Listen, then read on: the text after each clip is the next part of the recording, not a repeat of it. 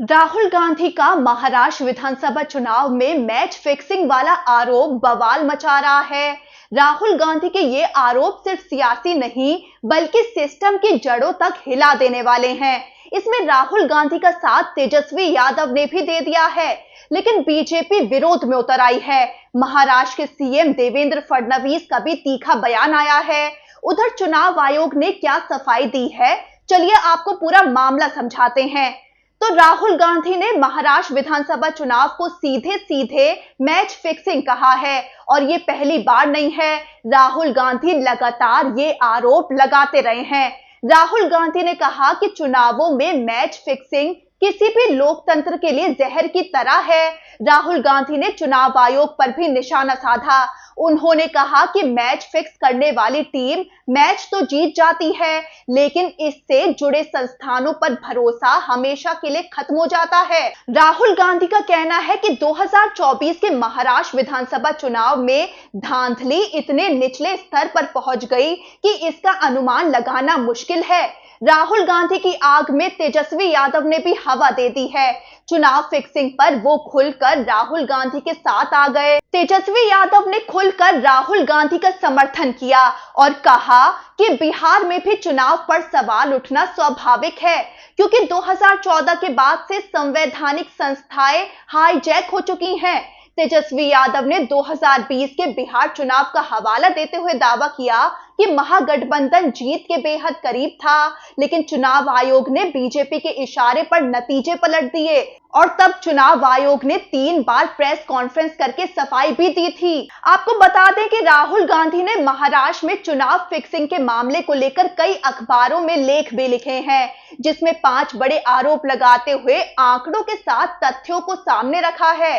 राहुल गांधी का पहला आरोप है चुनाव आयुक्त के चयन प्रक्रिया को लेकर। राहुल गांधी ने कहा कि इलेक्शन कमिश्नर अपॉइंटमेंट एक्ट 2023 के तहत अब प्रधानमंत्री और गृह मंत्री बहुमत से चुनाव आयुक्त नियुक्त कर सकते हैं। विपक्ष का वोट बस नाम का है।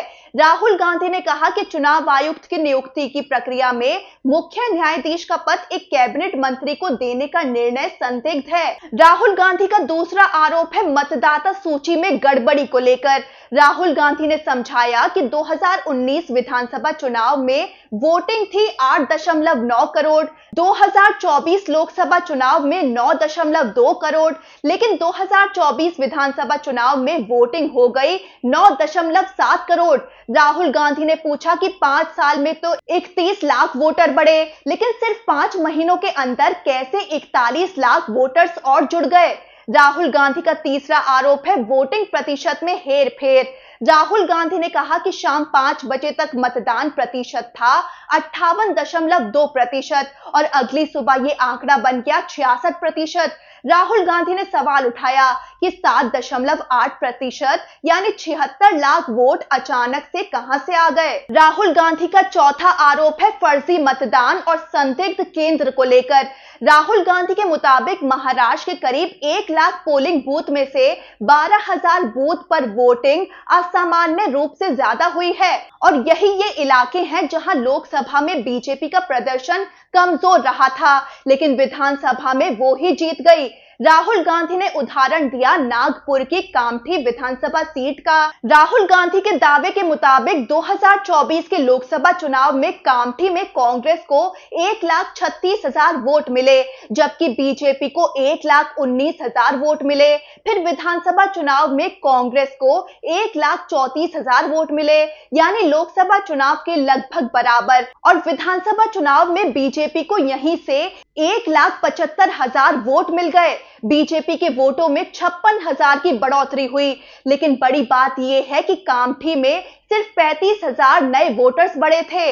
बता दें कि बीजेपी के महाराष्ट्र प्रदेश अध्यक्ष चंद्रशेखर बावनकुले कामठी निर्वाचन क्षेत्र से वर्तमान विधायक हैं। इसी विधानसभा सीट का जिक्र करते हुए राहुल गांधी ने फर्जी मतदान का उदाहरण दिया है। राहुल गांधी का 5वां आरोप है चुनाव आयोग का मौन और सीसीटीवी पर रोक। राहुल गांधी ने कहा कि चुनाव आयोग ने फोटो वाली वोटर लिस्ट और सीसीटीवी फुटेज देने से इनकार किया और हाई कोर्ट के आदेश के बावजूद सरकार ने नियम बदलकर रिकॉर्डिंग पर रोक लगा दी। राहुल गांधी बोले कि ये संयोग नहीं, सत्ता प्रत्योजित साजिश है। वहीं दूसरी तरफ चुनाव आयोग ने राहुल गांधी के सभी आरोपों को निराधार और तथ्यहीन करार दिया। चुनाव आयोग ने राहुल गांधी के दावों को बेतुका बताया है। ईसीआई का कहना है कि हमने 24 दिसंबर 2024 को कांग्रेस को लिखित जवाब दिया था। ये सभी तथ्य सार्वजनिक है। ईसीआई का कहना है कि झूठ फैलाकर देश की चुनाव व्यवस्था और ईमानदार अधिकारियों का अपमान किया जा रहा है। उधर बीजेपी भी राहुल गांधी पर हमलावर नजर आ रही है। महाराष्ट्र के सीएम देवेंद्र फडणवीस ने तो चुटकी लेते हुए ये कहा कि ताउम्र राहुल गांधी ये ही गलती करते रहे कि धूल चेहरे पर थी लेकिन आईना पोंछते रहे। तो वहीं महाराष्ट्र कांग्रेस अध्यक्ष हर्षवर्धन सकपाल भी हमलावर हो गए। वो बोले कि अगर हमने चुनाव आयोग से सवाल पूछा है तो जवाब बीजेपी क्यों दे रही है, इसका मतलब तो ये है कि कुछ गड़बड़ है। हर्षवर्धन ने चेतावनी भी दी कि अगर आज महाराष्ट्र में चुनाव फिक्सिंग हुई है तो कल बिहार और परसों पूरे देश में होगी।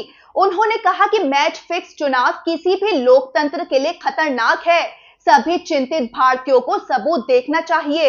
अब राहुल गांधी के इन आरोपों ने सिर्फ महाराष्ट्र नहीं, पूरे देश की चुनावी प्रक्रिया को कटघरे में खड़ा कर दिया है।